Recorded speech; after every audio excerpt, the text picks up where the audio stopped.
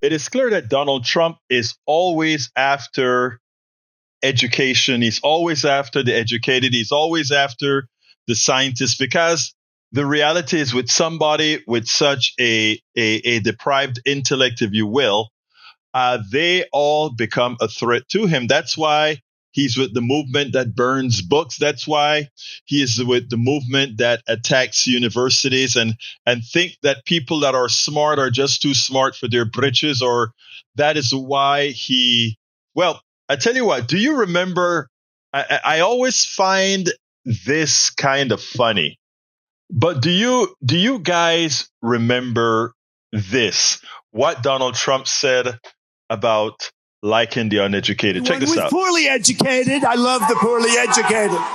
I love the poorly educated. I love the poorly educated. Now think about that.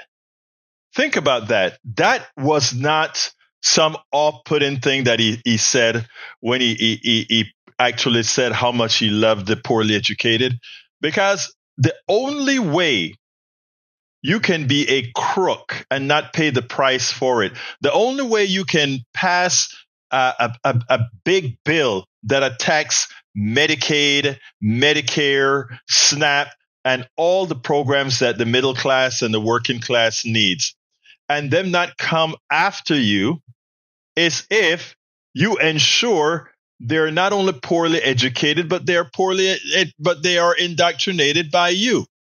Luckily, Scott Pelley gave a commencement speech from Scott Pelley from 60 Minutes, and I think he nails it.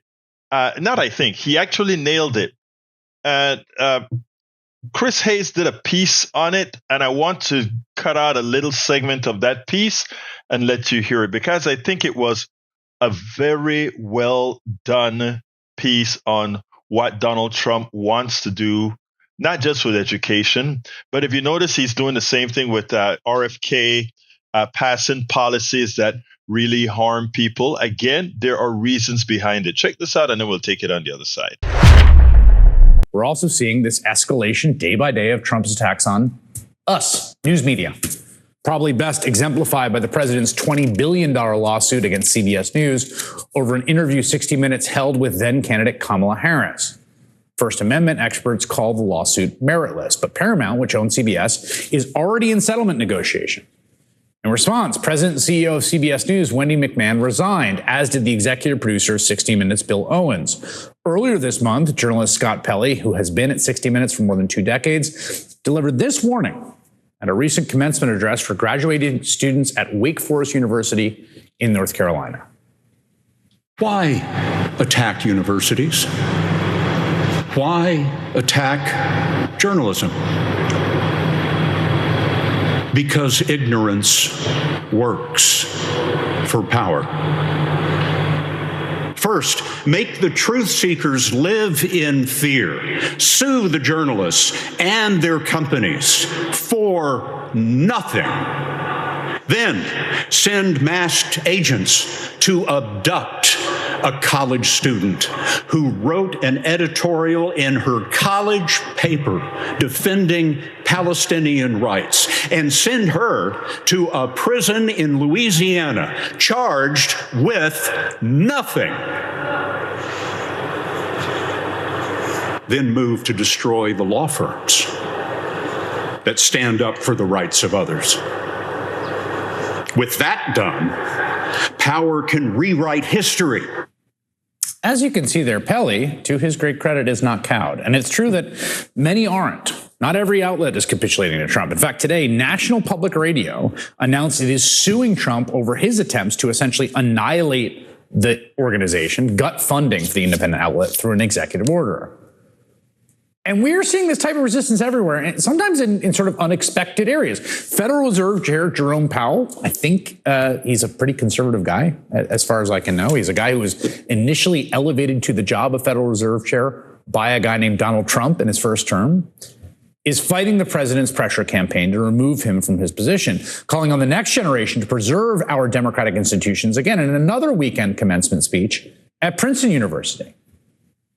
Here's the single most important thing for everyone to understand about this ongoing existential battle to preserve our American birthright of a free and open society.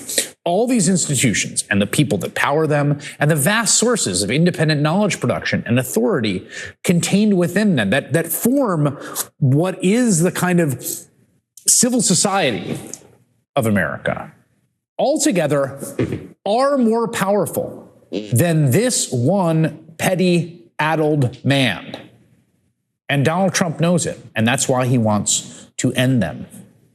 And the real silver lining here, and there is one, is that Trump's attacks are so reckless and so baseless and transparent, they have left our independent institutions with no choice but to fight back. So there we go again. The president, the anti-intellect president, the president that wants to keep people dumb because he knows if people remain uninformed, indoctrinated, etc., that he can simply pilfer them with not a cost. But you know what we are here for? We're here to tell him that no, we see what you're doing, and there are enough of us out here that will seek out your people who you try to keep in a box of misinformation. Well, we're putting little cracks and creases and air holes in that box. And ultimately, Mr. President, you're going to lose. We spend a lot of time deconstructing the news, trying to parse it into a form that everybody can understand. We try to find those little nitpicks where it flies above the fray, etc.